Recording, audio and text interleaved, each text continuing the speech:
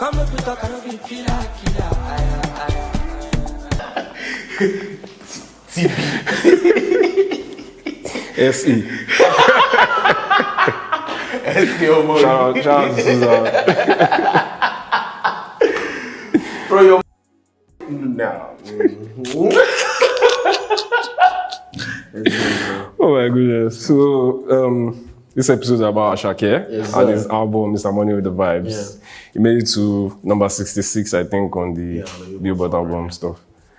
So, how do you feel about this news when you saw the... I was surprised. I didn't see it coming. Genuinely. For a lot of reasons. I really didn't see it coming. Because Nigerian music is genuinely... This is a specific type of music that you would expect to see. Yeah. Like, even if it might not be intentional. For someone like, maybe it's a little intentional because we'll get into some of the details later. It wasn't exactly what you would think fits the mold of what will cross over easily on that chart. Because, for example, Fireboy's album, Fireboy had a Billboard 100 hit last year. Yeah. His album didn't crack the top 70, top 60, which is a little interesting. Like a debut album from a guy from nowhere, man. Maybe not from nowhere, but it's kind of from nowhere. Yeah. Fireboy had 2 albums before he even had Peru. You understand? This guy is his first one, it's his first album, and it's proof. So I was definitely surprised because it's very Nigerian album, heavily undiluted. Yeah. Very, very raw Nigerian album. Not a lot of effort to institutionalize it as a foreign body of work. It didn't even look like it had crossover intentions when you think about it. When you think about like the like, for example, the only foreign feature on the album was Ross. But I think on the album review, I noted that on the album, Ross was kind of not very. It wasn't satisfactory, but it wasn't disappointing either. It was just underwhelming. But I also understood the perspective in the sense that Ross is a guy that was a niche success, created his own audiences by himself, like with 13 bodies of work, or like 10 bodies of work during the SoundCloud run. So he built his audience from the ground. He got to a level where he made $17 million like two or 3 years ago. Do you understand? Yeah. So he built his story, built his streaming audience, he built his touring audience, which made him like a hot cake for majors at the time. And it's predominantly white, young people. Some of them might be a little over 30 now, but predominantly white audience in a place where black people are less than 15%. So it was an audience acquisition tactic. And maybe they saw something that we didn't know at the time because Ross was American. Now, after the album dropped, I gathered from people have been telling me that I said Motorani speaks a lot of OGs and people. I mean, I'm a journalist, I'm always speaking of people. I gathered from someone who is a staple of Afrobeats in the US, who told me that, number one, the guy's audience was starting to grow in the US. I don't know how, I can't speak to that, I don't live in the US. That's number one. Number two, that his upcoming US tour, that there was a scramble from it for some of the tour dates for people who actually wanted to promote it. So which shows that the music was crossing over at a faster rate. Maybe that's what they saw and they put on the album. And then the final track on the album was Sumba. And to be honest, the biggest African artist right now is one of them. So that means they saw those two things happen. Love Damini debuted peaked at number 14 on the Billboard 200, which is kind of interesting, right? And then the fact that the album is what you quote and unquote deem to be street hop. It's not Burna Boy speaking Yoruba here. It's Asake speaking Ogaranya, Ibelisuwa, bro. Do you understand? Like all those very, very deep. Like a lot of Nigerians don't even understand what to say. A lot of Yoruba people that speak Yoruba can't even process that amount of straight go on the album. And all of a sudden, the album is charted. I saw it above Lennox's EP. I'm like, what? Bro, I was surprised. I was genuinely shocked because I didn't see it coming. Maybe the UK might have made like because the album charted at number one on Apple Music albums charts in the UK, like Detroit, DJ Khaled, Bad Bunny and Beyonce. Yeah. So I thought maybe the UK might have happened, but the US? Bro, unexpected. What does it say about the penetration of Nigerian music in the US? I think it's an interesting time for Afrobeats right now. I've said it several times on this show, and it's about the theory of Hegel in this situation. Um, some people are foreigners and some people just come back to like enjoy it. I remember when Wiz was talking on, was it Arise TV? I remember the TV station like I think October Independence Day celebrations in 2020, if I'm not mistaken. And he was saying that um him, David and Burna are just scratching the surface. That the people that are going to come after them are going to enjoy it. Like since then you've seen America, you've seen CK, you've seen Fireboy, you've seen Rema charting Billboard 200. Now Asake is charting the Billboard, Billboard on the Billboard 100. Asake is charting the Billboard 200. So the process of Afrobeats has been long. Yeah. Like I've said several times, Afrobeats I found a staple in Europe long before it found a staple in America, because the affinity of people of Africans in the Europe to their roots in Africa was much stronger than people in the US, for example. And first generation, second generation immigrants, for example, it's not a coincidence that what is dominating on radio in France right now, urban French radio, is Francophone African music, Tyke, Mitre Games, all these guys, like these guys who are very, very African. Soul King, people that are from Algeria, right? DJ Snake. Do you understand? Like, it's not a coincidence that has been happening for the longest time. Like, Magic System, I really don't know, but Asha, they were all chatting, or they were on French charts, not before they were in the UK charts. This is why we're talking about American charts, because America is it's a potpourri of culture. The other countries are a potpourri of cultures, but America is also like the staple of music capitalism in the world. So it means that at different times in human history, if you are not exactly accepted and if the majors don't back you with significant muscle, like funding, marketing, influence on radio, you're probably not going to go anywhere. And for a long time, it felt like that was going to be the fate of Afrobeats. So Afrobeats artists that post 2010 that crossed over to that side, what they were trying to do was make the music as watered down as possible. Because a lot of those guys, have you seen every right person dance before? They don't have any rhythm. Some of them are having rhythm now, don't get me wrong, but like they can't interpret and dance. You are here, oh God, you're saying something. You understand? So you can see like sounds from the other side. When David was trying to do Son of Mercy, you can see how the music was watered down.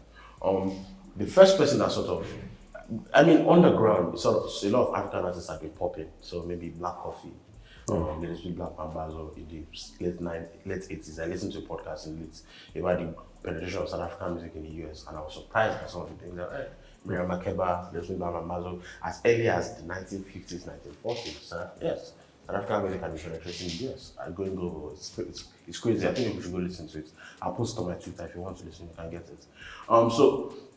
But the thing is, those guys were underground, they were not pop stars, right? But so the pop stars, like Burna Boy was the first one that sort of found a way to successfully lower it, but at the same time still retaining what it was.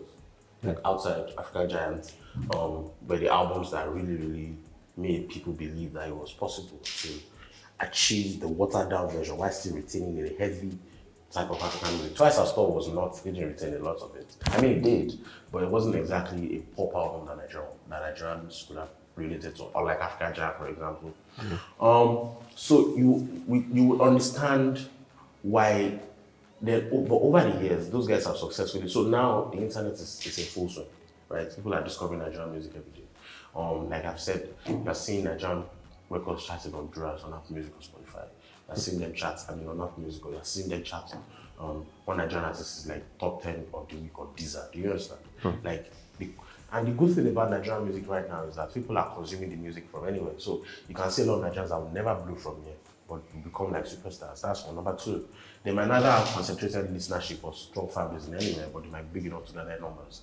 So the point here is, because of that, the experience of what them Wiz, David, Burna have done was create the opening. Now people are now experiencing, not just like it's the gateway drug for a lot of people now. They are now experiencing the raw version of the music. Like you will see people, white person from Wisconsin dancing to Naamani on TikTok. It's weird disease. Like it's very weird. Do you understand? So it shows that in a way, maybe those guys are starting to pay attention to what's actually popping here. That's one. And then number two, it also shows that majors or big companies, a lot of people want to call Empire major these days because of what they're doing in Africa. Majors these days, right, are having enough faith to actually go and try. They didn't have that faith before. They didn't have faith to go try penetrate America with raw Nigerian music. But now, maybe they're checking the numbers and the numbers are saying, it's time to actually go test it. Don't water it down. Go there and test it. And that's what's happening. So right now, it shows that going forward, number one, a lot of Nigerian artists will not need to water their music down anymore for crossover success. That's one. Number two, market labels are going to have a lot of faith to market the music.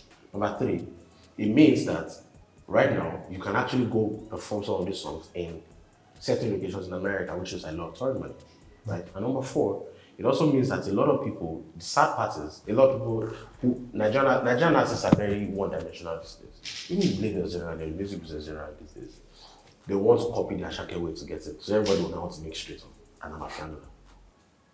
That's what it says. But the good thing is like, since the start of the year, I feel like Asake has been the saving grace of Nigerian music. Yeah. Because I remember we did an episode earlier this year where we were talking about how people were overthinking releases. Do you remember?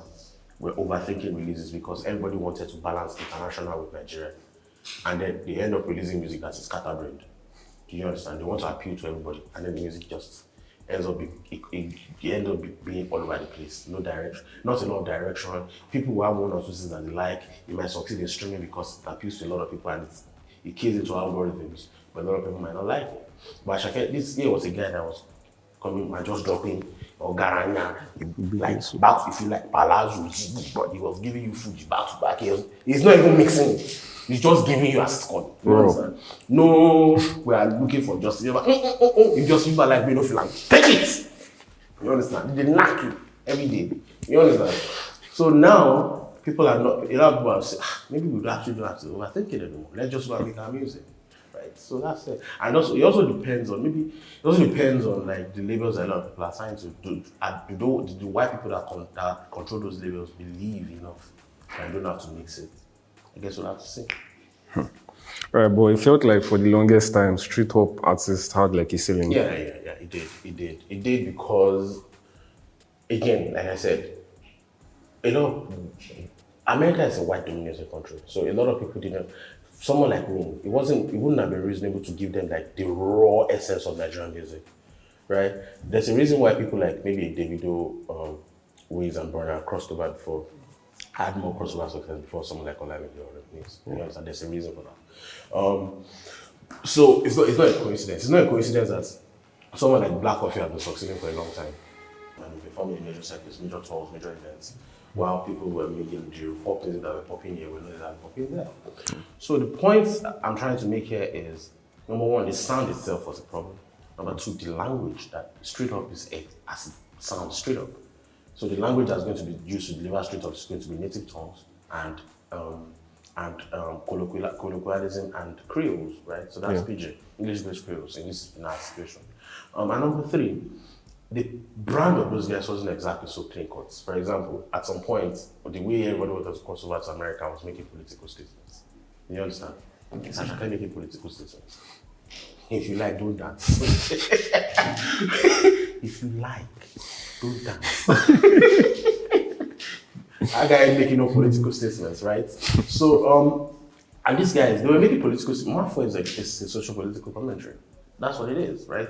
But at the time, it was unthinkable for you to think Mafia could cross over. And to be honest, at the time, it was never going to cross over like that. So then the fact that a lot of those guys also didn't believe, majors were not looking at them, they were not cool enough. For example, there was a time when Nigerian artists almost had to turn Afrobeats to dancehall music, very soft. A lot of them had to water it down. Majorly, there was like, for example, I've had situations where people who were pitching artists, Nigerian artists for major label deals like 2015, 16, 14, they would pitch like straight up artists and those guys straight up said, nah. And you also need to understand that they didn't understand it at the time. So they had to build this, it was a process for them, right? It was a process for them. Like, and we can't blame them, like the audience there is predominantly white again. Like I said on the Asake review episode, black people are not 15%, about 14%, if I'm not wrong. Maybe 13.7 or thereabouts. The demography of Africans is even lower. The demography of Nigerians is even lower than the demography of Africans. So what you are looking at is a very reduced number that might not even give you profitability that you want. So why are you giving the person a $2 million two-album deal? For what? Do you understand? So they had to get to this point where it's going to happen. And I'm not going to be surprised if it has not happened already, if a major were to take Asake of Empire's hands, I would not be surprised at all. Alright, but Asake take the album off their hands. Alright. So, but Asake is not the first person to do this. How did he achieve this?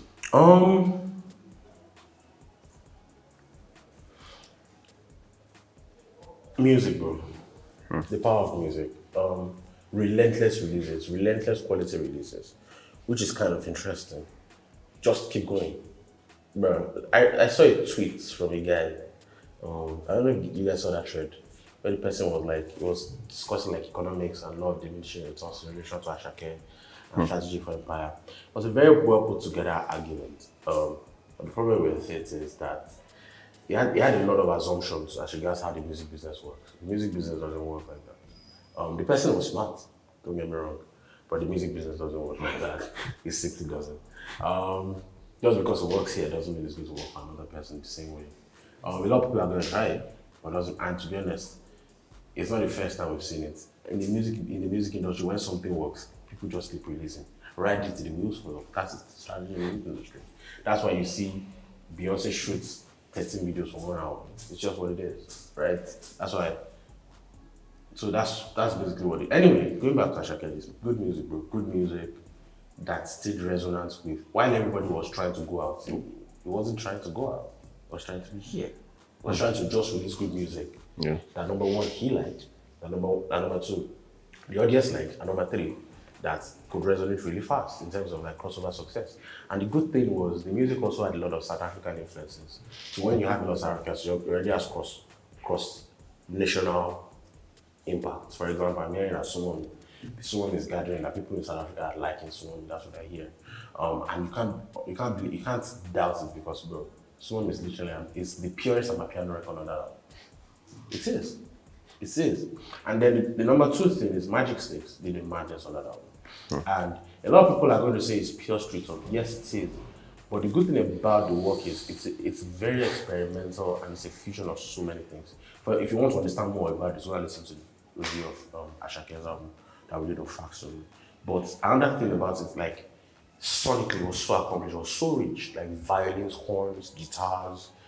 Do you get, like, it wasn't bare, it wasn't just like someone was doing bedroom. Violin did everything. Like, you understand, very musically accomplished. So, a white person could listen to it and be like, oh, this is unique. So again, when you think about it, this album is not exactly your archetypal street album. To be honest, it's not. It's very musically accomplished. It's not like Bedu all the way, drums, boom, bam. Do you understand? It's very musically accomplished. Violins, horns. Like it sounds like the elements that backed me the Lagos and Twice and Stone. Like fused it into straight up. That's what it feels like. Because me the Lagos also had a lot of violins, a lot of horns, sax, trumpets, had a lot of guitars. Like I was in a room recently where we were talking about Anoti. Whiskey's Anoti, and someone said this is jazz. I argued at first. I lost my head. What do you mean by jazz? But when I said about it, Guitars. That's jazz, bro. It is jazz. Do you understand? So going back to this conversation, a lot of people are going to listen to maybe Asala and like that. Oh my God, that's classical music influences. So that's it. That's how I achieved it. Do you think Asake could have been a genuine crossover success? I think it could be. I think it will. I think it could be. But I hope this is just the first act in a long line of things. I really hope so. I hope it could be because it feels like I remember tweeting a thread on the night that the news happened that Nigeria is probably going to have a Bad Bunny very soon.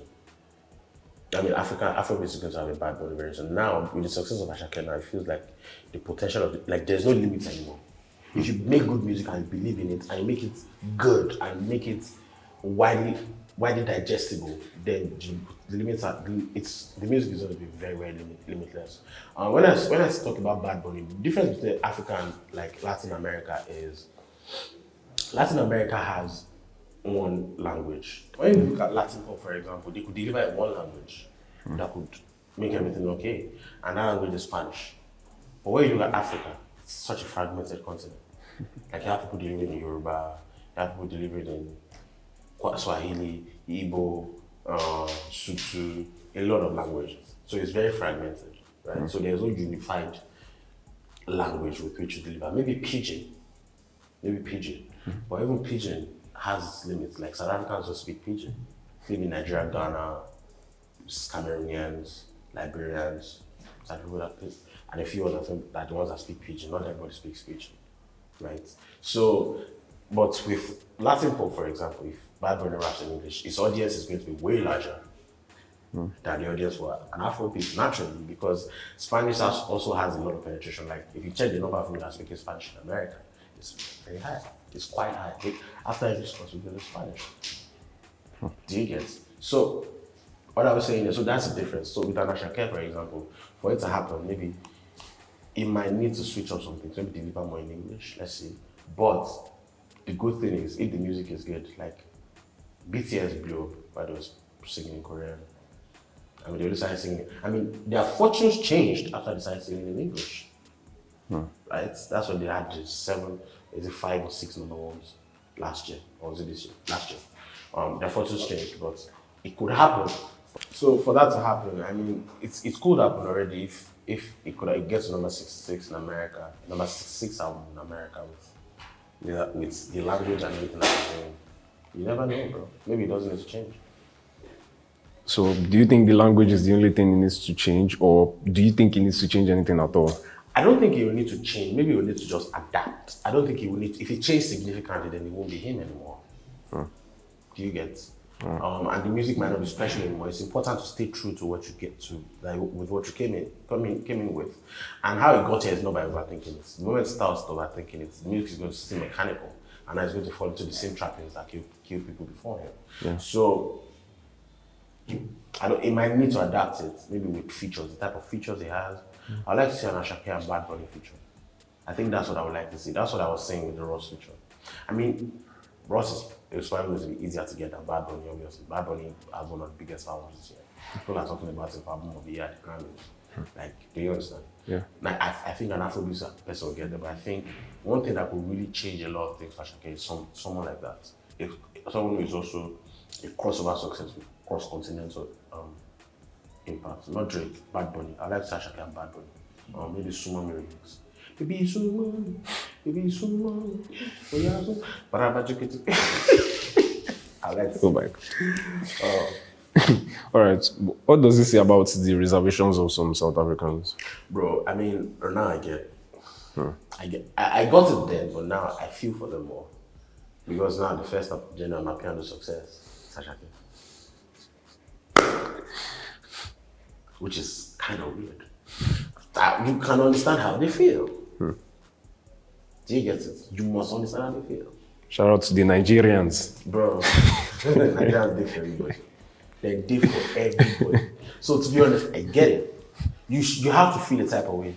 But I also broke it down the reason why it's happening. Like, they need to start thinking outside the box. It just so happens that also they don't have a strong diaspora audience, which is, I think, is the biggest factor. And one of the reasons why that is happening is because their country is great. Maybe not great, but it's much better than a lot of African countries in sub-Saharan Africa. They have a structure, they have a system that works. I mean, white people are still like dominating them. It's kind of a system that's good. Maybe that's the reason why the system still works better than everybody, because of the white people there. Who knows? Because all of us that are white, black dominated, we'll be moving mad magic. All right, how will this album change the Nigerian soundscape and how people make music going forward? I spoke a little bit about it. The problem is Magic 6 is going to have a lot of booking from now because Nigerian artists are one-track minded. When everybody started putting car vocals, everybody started putting car vocals. Like, bro, it's funny. I'm a piano, when someone did a piano, everybody's doing a piano. Now, Asake has did out of there with a piano. It's about to go down. It's about to go down, my G. It's going to be really crazy. And number 3, the Asake request feature requests. I think it should turn down a lot of features. I think it should close the feature shop for a while. Because people are going to try to milk him out of features. And that's how people lose juice. That's how people lose juice. So I don't think you should do a lot of features. Number 2, but number 3, a lot of people are going to try to recreate Asake's template. I can see Asake on a Davido album. I can see that happening going forward. I can see a lot of things. I can see a lot of African artists, but one place where I would like to see Asake do a lot of features is South Africa. Yeah, I like to see a lot of South African features. I like to see Asake and Scorpion Kings. I like to see Asake and maybe Kabza as an artist. I like to see Asake. I would like to see an Asake and Scorpion Kings album actually. I think that's some of the moves that need to be made in terms of content because now you have done this. Okay, let's see you do the other one. I would like to see an Asake. Maybe the album produced by Magic Sticks and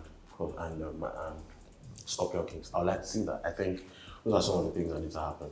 But the problem is, the good thing, like I said initially, was people are not going to be overthinking releases anymore as much as they used to. They might still overthink features and sing, but they might not overthink singles again. So I think it's likely that next year is going to be a really good year in Nigerian music because people will not be overthinking it. Like, look at Wiz coming back to do Amapiano, for example. When Amapiano, they was doing those long drums, my brother, Naka. Do you understand? Like, Burna Boy has Amapiano on his album. So I can see people coming back to their roots and just making good music for the love of it. And I think 2 people that should benefit incredibly from this are David and Olamide, because they do know how to keep it real as regards this. I think they should flourish. They should flourish. I can see them flourishing now. I think people should be, if Nigerian music is thriving on this level, if Davido drops that album, it could be crazy, man. It could be crazy. It could be really crazy. All right. Can Asake get a Grammy nomination from this? Bro, like I said, the music is accomplished. It's very African, rudimentary African, speaking proverbs. What started out like a lot of crowd vocals and choirs. That's a lot of sentiments in terms of rudimentary musicality for the academy. It is. I'm a recording association. It is like very, very rich. It's while the music has house influences, it's very rudimentarily African.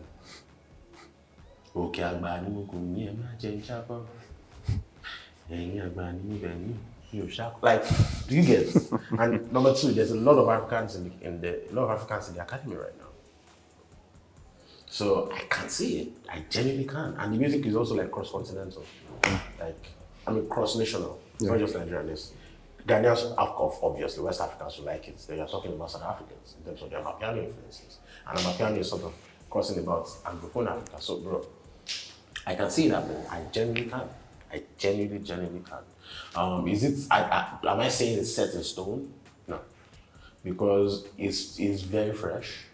It's very fresh. But then again, you never know if these guys are going to want to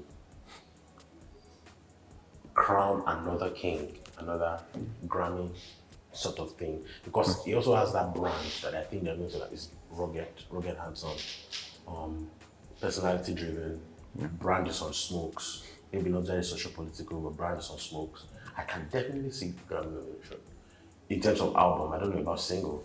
If he has, was it released within the, I'm not sure it was released within the window. I'm not sure. Maybe for next year.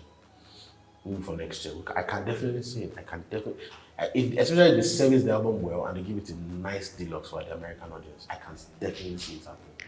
Definitely. How does all of this help the Afrobeats and African music categories in the Grammy? Afrobeats category and African music category at the Grammys is closer than ever. It's closer. I foresee latest by the next, not this upcoming, not 2022 edition, and not 2023 edition, but the 2024 edition. I think we should have an African and Afrobeats, African music category and Afrobeats category. I can see it happening because everything is ramping up right now really fast. If a music like this, a song like this, or an album like this that is very, very rudimentarily African, is doing this, yes, It's very, very close. It's very, very close. And it's not Afrobeats. When you think about it, it's a lot of things. It's Afrobeats, don't get me wrong, but like Afrobeats itself is a potpourri of influences and genres. So it's Fuji, Amapiano, it's hip hop, rap music at some points. It's Afro swing, it's R&B, it's house. You understand? Like Reason, magic, it's an Afro swing beat, right? And Asake was playing like a rapper. So